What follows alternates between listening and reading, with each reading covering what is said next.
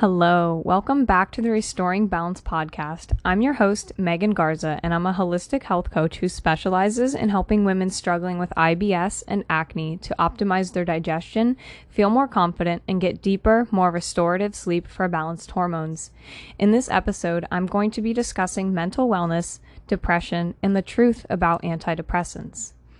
Before we get started, I do want to issue a trigger warning because we are going to be talking about a lot of heavy stuff. So I'm going to be talking about depression, self-harm, eating disorders, suicidal ideations, lots of stuff like that that could be triggering. So if that's not your thing right now, and if that is going to potentially trigger you, I highly recommend that you just click off of this video. But if you want to hear more, continue listening. I really thought that I would start by sharing my story because stories can be very powerful. They can show that others are not alone in the struggle that they're going through and that it is possible to get better from these things. So as I mentioned in my first podcast in the introduction, I was heavily medicated for ADHD starting at 4 years old. So over the course of 13 years of being medicated for ADHD, I tried nearly half of the pills on the market at the time. Like, I'm not even exaggerating. I really wish that I was, but I'm not. So one would work and it would work great. And then all of a sudden it wouldn't because I would build up my tolerance to it. So then they would try a new pill that would work for a while. And it was really a vicious cycle of me just being this guinea pig for this doctor to just do whatever he wanted and to test all of these drugs on me. So these came with lots of side effects like heart palpitations, chest pain, weight loss, no appetite. I had a lot of trouble sleeping. I would dry heave a lot of the mornings because my stomach acid was just so bad and I would have just the worst stomach pains. And I remember I would try to explain this to the doctor and they would basically just laugh at me. I didn't really have a lot of people that believed me. They would say like, oh no, it's just in your head. What, 7-year-old has chest pains and heart palpitations. And, if you clearly look on the side effect list, like there's definitely heart palpitations listed as one of the side effects. And like everything that I was experiencing was because of the medicine. But I didn't realize that at the time because I was 7.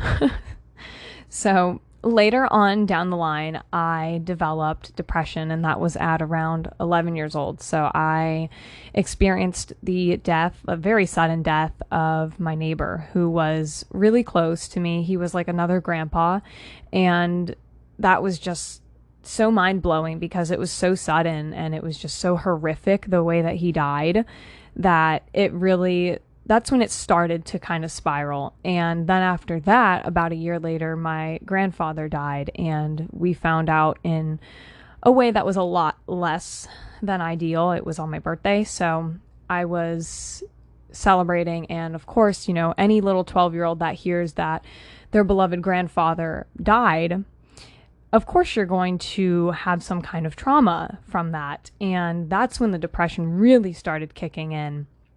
And shortly after that, I started getting bullied because, I was like the scene kid or the emo kid or whatever you want to call it. So, I was different. I was an alternative kid.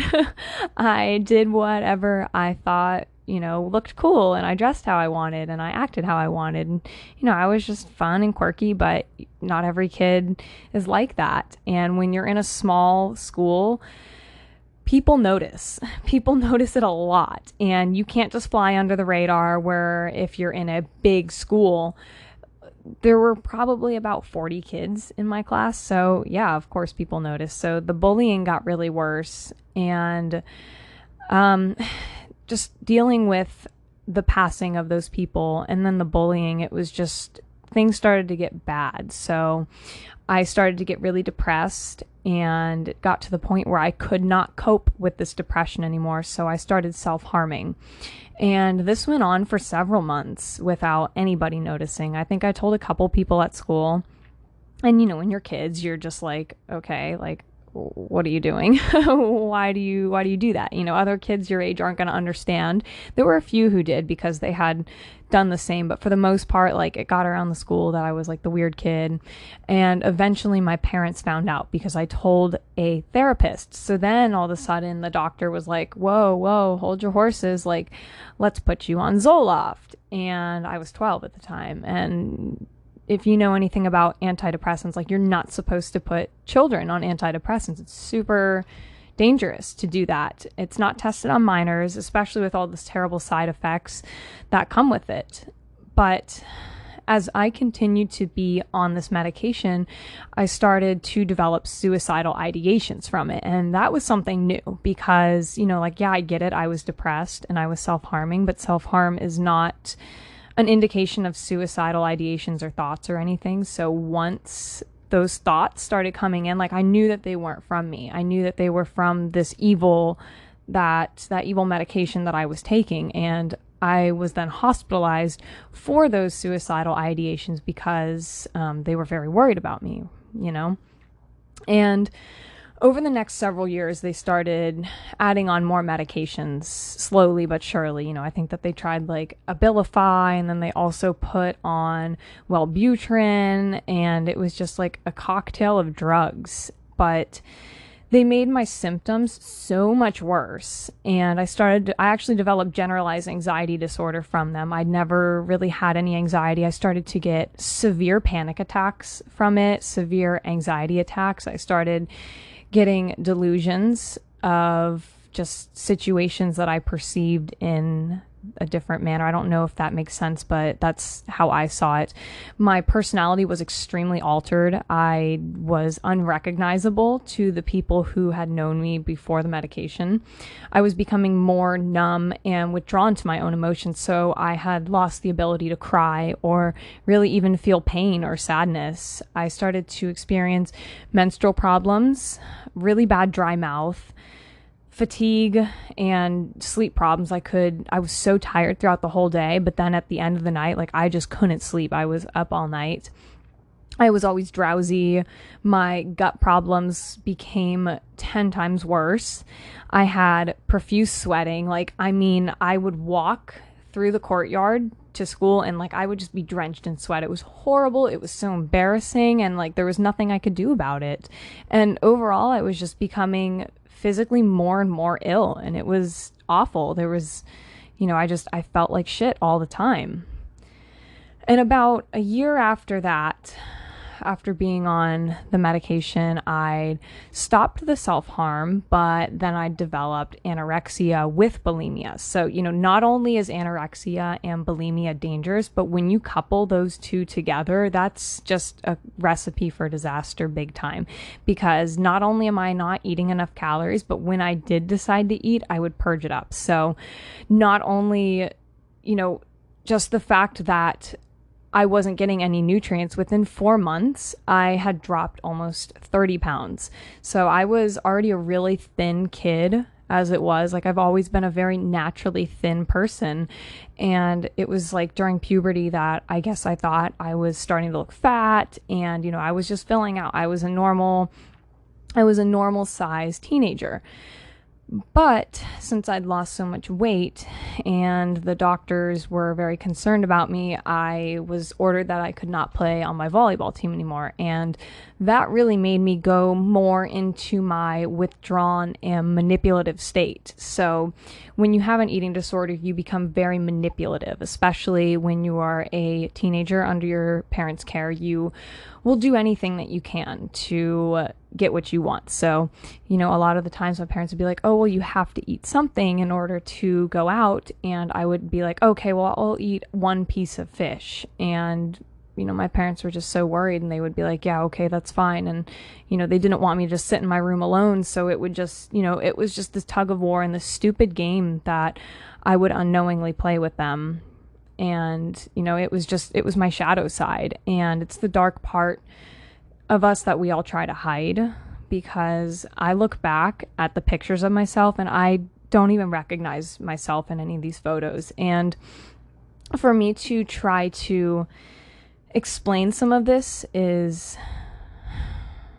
very hard, because I feel like part of me has blocked most of this out. I don't really remember much of the memories. It's very vague and very cloudy of what I do remember. So that's why I'm trying to do my best. I'm trying to put the timelines together, but the exact details and the emotions that I was feeling, I couldn't tell you. Like I really couldn't. But back when I had my eating disorder, my parents tried to put me in an inpatient program after I think like 5 or 6 months of suffering from it. And like my health was declining very quickly. So they tried to put me in an inpatient company or an inpatient program for it. And the insurance company denied it. And they said that I had to be 14 years old to be accepted. And at the time I was 13. So not only is that super messed up that I was not able to go in there like, oh, you're not old enough to be sick for this program, but it was just scary because like what other option did we have? So my parents then put me into a children's hospital and they told me like, yeah, you're not really sick enough to go into the hospital. So I literally had to stop eating and drinking for 3 days, get my electrolytes so depleted that I had to get into the hospital. Like at this point, I was at the state of self-awareness that I knew that there was a problem, but I didn't know how to get better. So I was just doing what I could to try to get myself help. And when I went to the hospital, this part really gets to me all the time because it's something that did stick with me from what I went through. So I got placed into a children's cancer ward, and a little girl no older than 4 years old, she was on this plastic scooter going down the hall, just living her life, and she had no hair. And at this point, like it had dawned upon me, it occurred to me that this little girl wants to live and I'm in here because I don't want to eat. And I just felt so much guilt and I felt so selfish because I knew that I'd put myself in that situation. And I know that these things are out of your control and it's not like I was just not eating to be defiant. Like, no, there was definitely something wrong with me emotionally and physically, but I knew that I had more control over my fate than this little girl did. So when I was in the hospital, I started eating almost every single meal. I was vegetarian at this point, and I think that they gave me a meal with like a steak, and I was like, are you kidding me? Like, I'm already anorexic. Like, you're not going to get me to eat a freaking steak. So then they started bringing me like regular meals of like the Pedialyte and just disgusting hospital food. If you know anything about hospital food, it's just a bunch of trash. It's not going to get you better, but ugh, gross. But I started eating and that was great. But recovery took a lot of time and a lot of therapy. But after about a year, I really did start to eat normally. And I say normally in air quotes because I started binging.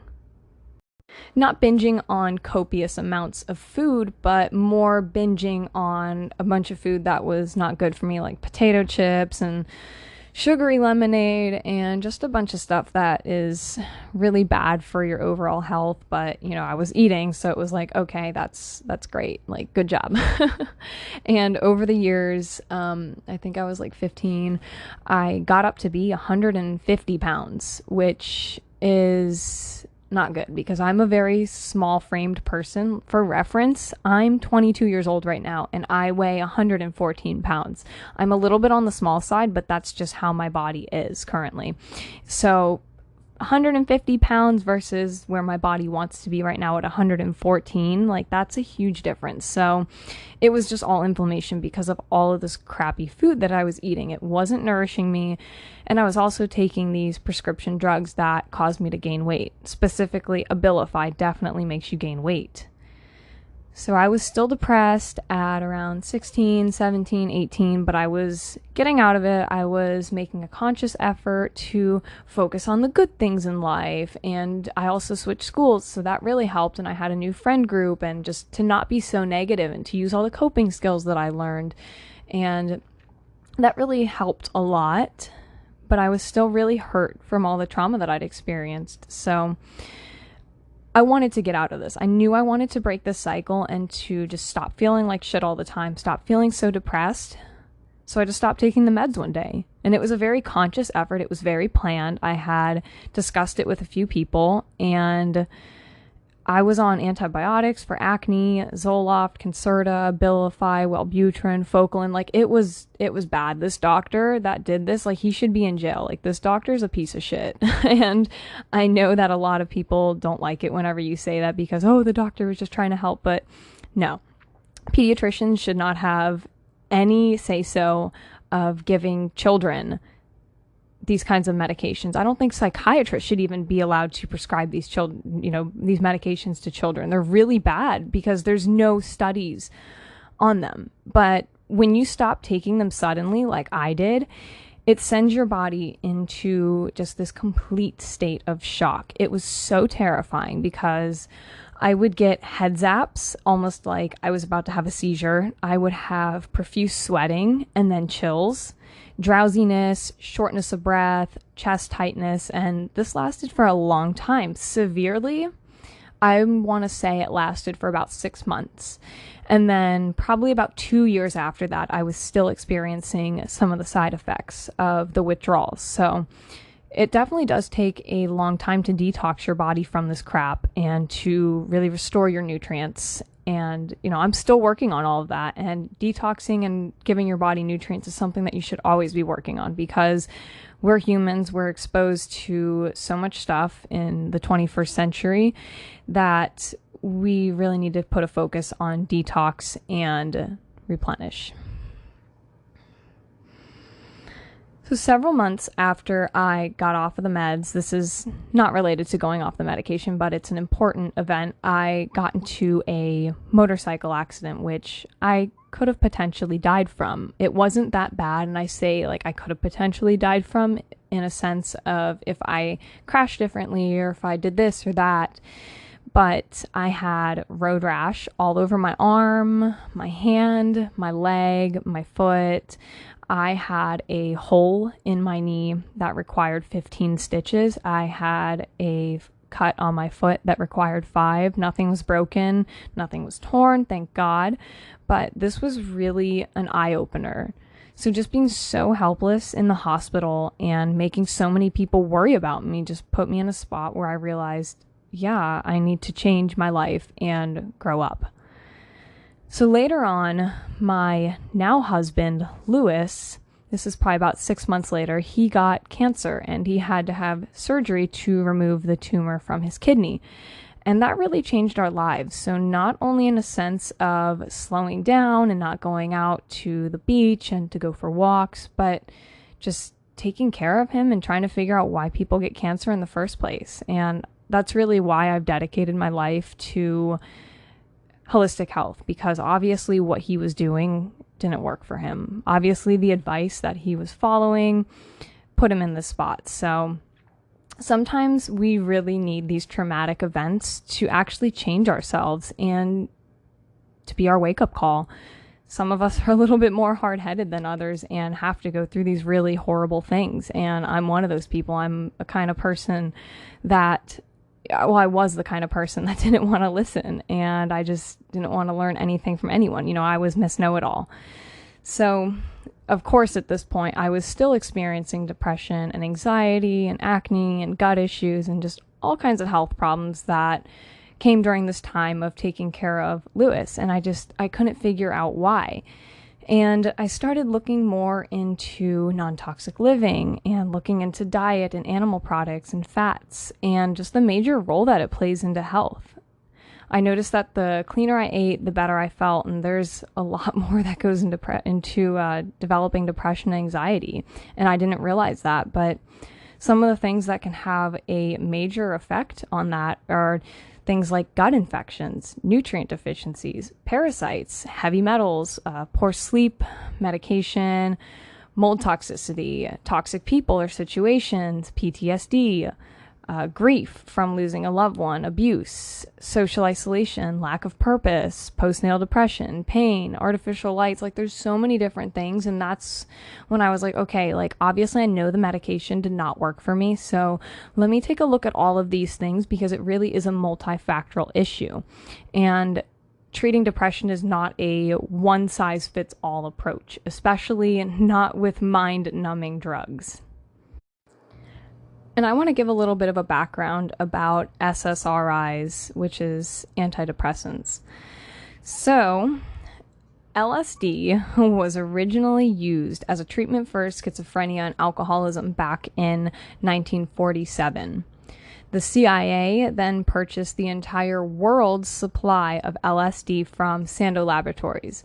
They used it for mind control to wipe the mind clean and reprogram it. And oftentimes this was without the person's consent. So they would experiment on prisoners and sex workers and even people in the CIA. In 1962, they abandoned this project because of how unpredictable the results were from LSD. Also, during this time, Alan Watts started advocating for the therapeutic usage of psilocybin and LSD. Psilocybin is magic mushrooms, in case you're not familiar with the name. Both of these, LSD and psilocybin, are potent anti-serotonin compounds. So he advocated these drugs to expand your consciousness. So in 1968, possession of LSD was then made illegal, and then it was classified as a Schedule I controlled narcotic in 1971 by the United Nations under President Nixon's administration. He also stated that America's number one enemy is drug abuse. And around this time, funny enough, in the 1950s and 1960s, they actually introduced the first set of antidepressants, or SSRIs, which actually increase your serotonin levels. So the SSRIs increase it, psilocybin and LSD decrease your serotonin. So this is really interesting because they knew these effects of these drugs, and they know what serotonin does for you and what it doesn't. So 90% of your serotonin is actually created in your gut, not the brain. That's why your gut is called your second brain. So there's a theory that based on Freudian development models, people either develop one of two types of authoritarian personalities. There's the authoritarian personality or anti-authoritarian personality. So if you have the authoritarian personality, you are going to exhibit harm avoidance behaviors, unquestioning submission to authority figures, extreme obedience, and passive aggression. So this personality of authoritarian is also correlated with high levels of serotonin. And what's more frightening about this is animal studies that actually show that you have an increased perception of stress and helplessness when you have high levels of serotonin. So they did an experiment where non-serotonin animals would swim for hours to stay alive, but when they introduced the serotonin animals into the water, they would give up and actually just drown because they had no capacity to handle the stress. And, that's really, really scary because that shows you that high levels of serotonin are actually not what the population needs. So having high levels of serotonin slows your metabolic rate and therefore diminish energy levels. It caused panic reactions in the animals that drowned. Hypertension and muscle pain are also correlated with high serotonin levels. Anti-authoritative personalities are also related with high dopamine and low serotonin. So this could increase this risk-taking behaviors, lack of obedience, lack of regard for obedience levels. People like Tim Leary, for example, it's no wonder that our government does not favor this type of personality on the general population, because if you have everybody who is questioning things and they don't want to obey authority, you're obviously going to get a lot of problems. But when you start pushing for everyone to start taking antidepressants, you need to start questioning things, because why do they want us so docile and compliant and not questioning anything? I mean, there's a balance of give and take of this kind of relationship of authoritative or non-authoritative personalities.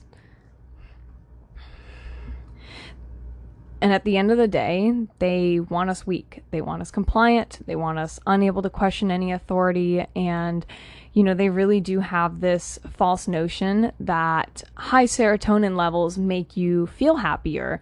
And that's why they are pushing drugs like Zoloft and Prozac. And mind you, Prozac has fluoride in it, which is another substance that makes humans more compliant and docile. Hitler actually used it on the Jews so that way they would not fight back or uprise. And you look at this and you start to say, there's a lot of things that are starting to make sense. And, why do you think that they put it in our water? Antidepressants commonly show that they trigger unnatural suicides. So even in patients that were not previously suicidal, become that once they start taking the drugs. And this shows the effect of learned helplessness. And that's honestly why they have a black box warning on these antidepressants, which means that the drug comes with serious life-threatening effects. So Accutane for acne also has a black box warning on it as well, because it'll cause your fetus to come out with birth defects. There have been a lot of studies that show antidepressants do not help. In fact, they actually show that they make bipolar worse. There have been no improvement in major depression, and there's been no difference between SSRIs and controls in 1 year.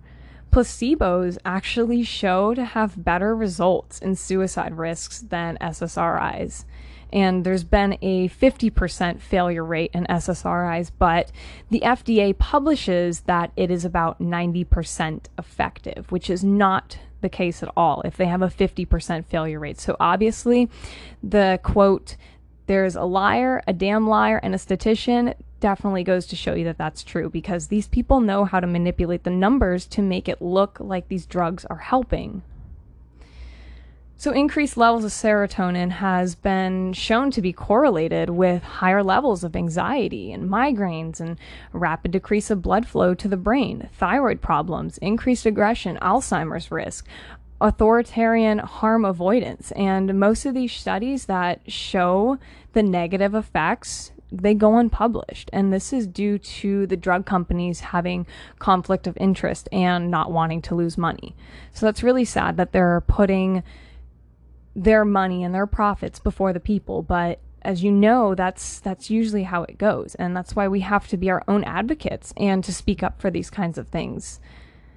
And when you have an excess of serotonin, some of the symptoms that show up, and this can show up when you take these pills, are fat gain, liver dysfunction, digestive issues, low testosterone, insomnia, anxiety, depression, passivity, low energy, and even blood pressure problems. And you can believe me or not believe me about any of the stuff that I'm talking about, but I'm always going to encourage you to do your own research, because why are you just going to listen to some random person on the internet? And I don't mean do your research on Google. I mean a browser that doesn't censor the information, like DuckDuckGo or something similar than that. But yeah, I definitely encourage you to dig more into this kind of stuff, because there's a lot of lies that we have been told about all of these drugs. And, I was harmed so bad by them. And that's why I feel like it's important to share this information, because I would hate for anyone else to be harmed by it. And I know that it's going to happen. I know that as long as these drug companies are out, they're going to keep giving these pills to people who don't need them. And it really does get to the point where, when are we going to say enough is enough? Like, are we going to keep poisoning our bodies for the sake of being healthy? Do these medications, they don't even work. And if you speak out against it, people get so mad and they'll be like, "Oh, well, this works for me." And, I really hate to break it to you, but the placebo effect is extremely strong. So if they work, why do you need to continue to take them? Like, aren't you better now? Do they really make you happy? Or are you just tricking yourself into thinking that they help? And I know they made me worse. I know they made me so depressed and anxious. And, that's the case for a lot of people. I'm not the only one to say this kind of stuff. It's just the people who try to speak out against this, our voices are silenced by Big Pharma, because Big Pharma has their hands in a lot of places, and they know how to censor information. They don't want the truth to come out because they know when the truth comes out, their game is over. And the sad part is, depression and anxiety really isn't something that we should be struggling with for our whole lives. Like, I get it, trauma and abuse and PTSD can all cause major complications with happiness and pulling yourself out of this, but it's about just not staying stuck and definitely not turning to antidepressants. And trust me, I know how hard it is for people to face their demons when they have to struggle with things. My husband has PTSD from Iraq, so, I completely get it. It's hard. There's no one path, and the path is always going to have obstacles, and you're always going to hit roadblocks, but it's just about getting up and continuing to face the day and to take a break when you need it. But ultimately, I knew that I had to get off of all these toxic drugs if I ever wanted to get better, and that's exactly what I did. I uncovered the root causes of what was going on, and I took that responsibility. I faced my demons, and I just stopped thinking that antidepressants were going to cure me. I stopped playing into the story of, oh, well, I just have anxiety or depression or ADHD. Like, no, I didn't want to accept that as who I was because I knew that was the furthest thing from the truth. It was a dysfunction in the body that I had to address, because why do you want to accept that story of being sick all the time? I just don't get it. And it's crazy because you see so many people just doing just that. You see these people on Instagram saying mental illness warrior or some crazy shit, and that's just their whole life, just being trapped in their head, unable to clearly think, just due to the cocktail of drugs that their legal drug dealer, doctor has them on. It's their whole identity, just mental illness. Like, oh yeah, I'm just my depression. I'm just my anxiety. Like, that's all there is to me. And it's like, don't you want to break free from that cycle? And then you see pictures of them and like what they're doing, and they're up at night, not getting proper sleep. And you see the pictures of their food, and it's like ice cream and pseudo meats and vegetable oil and sugar-filled candy and foods high in polyunsaturated fat. And it's like, yeah, of course you're depressed. That plays a huge role in depression, your gut health, and you're just destroying it with all this shit that you're eating. And then you try to point it out or tell these people like, hey, this is connected to your gut health and depression, and they just get so angry, like, no, I'm depressed and that's just how it's gonna be. Let me take my mind-numbing drugs and just tell others to do the same. And it's like, that these people feel like shit. They're overweight or they're inflamed. Their skin is so poor. They have acne all over. They have eczema. They look so tired, and they make posts and they don't even do about how they don't do the dishes or get out of bed. You know what I'm talking about. You've seen these people on Instagram, and they're so fooled by the system and their drugs, and they're just lifelong patients to see these doctors, because you take these drugs long term and then you need more drugs to help with the new problems that the antidepressants created. So it's all by design. They want us to be weak-minded. They don't want us to fight back or question authority, because then we're a threat, and then we can get away with doing whatever we want. And I think that it's time that we start really questioning things and thinking for ourselves, and not just blindly accepting these drugs that these doctors give us. Really start asking questions and seeing what alternative therapies that there are, because there's a lot of different things that you can do to help yourself with the depression and not turn to these mind-altering drugs. And if you really want to get better, continue to lower your serotonin while increasing your dopamine. It's not the opposite. I can promise you that. You do not want higher serotonin. So some of the things that you can do to really help you with your depression are, first and foremost, check for micronutrient deficiencies. There's so many micronutrient deficiencies that many people have that they don't even make the correlation to, because doctors usually don't test for this stuff. And once you test for this, that'll really give you more insight as to what foods that you need to be eating and what vitamins that you need to be taking. Also test for heavy metals, because this is really important, and there's a lot of heavy metals that we're exposed to, our air, our water, our food, like everything is so polluted now. And getting tested for heavy metals is just generally a good idea for overall health. Eating good food, making sure that you're getting proper sunlight and that you're exposing yourself to morning, midday, and evening sun. Getting restorative sleep, of course, the sunlight is going to help with that. So you're not waking up multiple times in the night to go pee or to check your phone or to do any of those things. And also just really addressing emotional trauma, because this is something that a lot of people don't do. They'll take these drugs and just think like, okay, well, that's it. I don't have to do any of the inner work. But like, you need to do the inner work and to figure out what it is that you're so depressed or anxious about, because there's obviously something there, whether it be limiting beliefs or abuse or trauma or just some thought pattern that is holding you back. You need to break free from that and not let it weigh so heavy on you. Maybe taking psilocybin or LSD. This is something that has been proven to be very, very therapeutic for some people. Of course, you don't want to do this alone. You would want to have someone who's an experienced trip sitter and you're in the right environment and you're not with people who are going to freak you out or make you feel bad or self-conscious. So, obviously be responsible with that. Address your gut health. So addressing your gut health is definitely important, because if you have any kind of parasites or bacteria that's overgrowing or yeast or fungus, anything in your gut, correct that, because your gut is the basis of your health. Also, getting rid of toxic people and environments. So if you are constantly surrounded by people who make you feel bad, definitely start to look for an escape route with that, because you are never going to get better if you constantly have these people weighing you down. And like I said about rewiring your mind, just to focus on the positive and not focus on everything that's wrong, because a lot of the times I would wake up when I was depressed and say, oh, well, I'm going to have a shitty day. Well, yeah, of course I'm going to have a shitty day. That was the first thing that I thought. So if you can wake up and just program yourself to just focus on the positive, I can guarantee you that's going to help you tremendously. And also spending more time out in nature. So if you're out in nature, I don't really know many people who are out in nature and say, oh man, I'm so depressed out here. Look at all these trees and these beautiful flowers. I mean, of course it happens, but nature is always going to make you feel better. There's just something so special and just so therapeutic about it.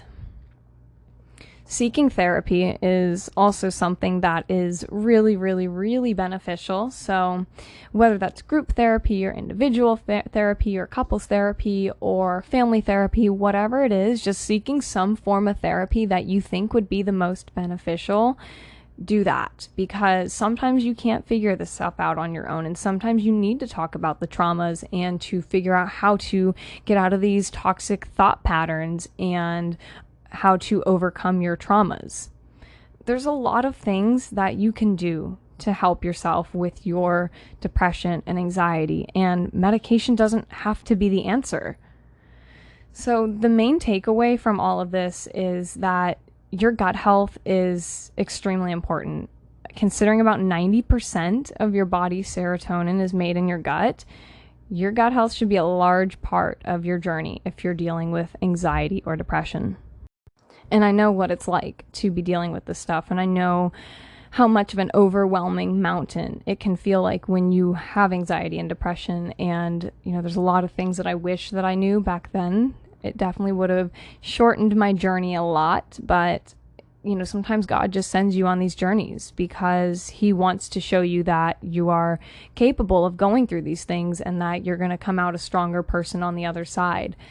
And this is something that I really do focus on a lot with my clients, is just happiness and taking care of yourself, and to really take care of any of these underlying issues, because, I get it. Like I do help my clients with gut health and acne and all that. But, if you're depressed or if you're dealing with anxiety, like, you're going to need to get some help. You're going to need to figure this out and to really take care of yourself and to understand what it is that you're dealing with and how to overcome all of this, because you can. It's possible. If someone told me 10 years ago that I would be out of my depression, I would be like, yeah, right, you're kidding. No, don't lie to me. But now it's like, yeah, absolutely. It is completely possible to pull yourself out of those depths, because sometimes you're just going through some shit, and that's just how it is. You just have to go through these things, but the important part is that